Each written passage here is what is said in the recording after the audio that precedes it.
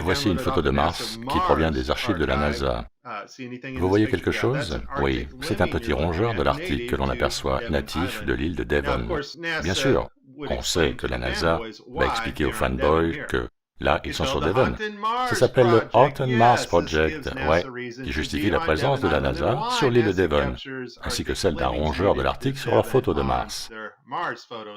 Ici, on apprend tout sur les bulles, qui font l'objet de nombreuses vidéos YouTube.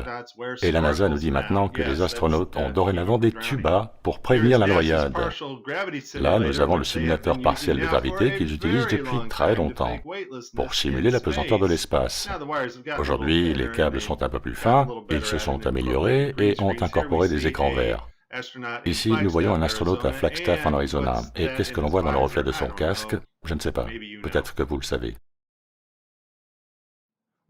Quand on parle de réalité virtuelle, de transposition de visage en temps réel, il est possible que rien de ce que vous voyez à la télé ne soit réel. En fait, notre gouvernement se sert de cette technologie et s'en est servi contre le peuple américain. Et aujourd'hui, on peut l'utiliser pour simuler des événements, pour simuler des tragédies, ou pour simuler des attaques terroristes. Tout peut être simulé. On peut même simuler l'espace, mais ça je pense qu'ils l'ont déjà fait, et ça fait un moment. Jetons un œil sur Hillary Clinton. Pourquoi n'ai-je pas 50 points d'avance, pourriez-vous demander? Bien, le choix n'a jamais été aussi clair pour les familles qui travaillent. J'ai besoin de votre aide pour révéler à tout le monde les agissements de Donald Trump. Personne ne doit être trompé.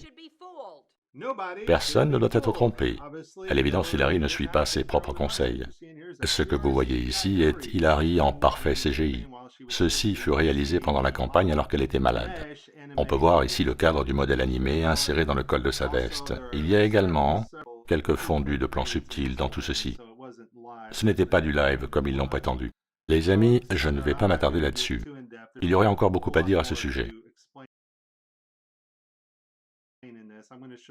Je vais vous montrer avec quelques clips d'Imagemetrics jusqu'où on peut aller avec ça. Mais là, ce n'est pas Hillary Clinton, c'est sa voix. Il fallait préserver son image pendant la campagne. Le résultat final est un personnage tellement vivant et humain que cela fascine et dérange en même temps.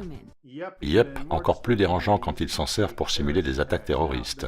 Bon, et lui, vous pensez qu'il est réel? On peut lire « Propriété de Activision Publishing ». C'est un fabricant de jeux vidéo. Cela date de 2013. Regardez ça. Assez surprenant. Ça a déjà plusieurs années, mais voilà où on en est. On peut le faire en live aujourd'hui. Vous voyez ici Emily, et cette technologie dans cette vidéo date d'il y a 9 ans. En fait, on fait beaucoup mieux maintenant. Mais ce que vous voyez, c'est la reproduction digitale d'une personne et sa transposition à l'écran.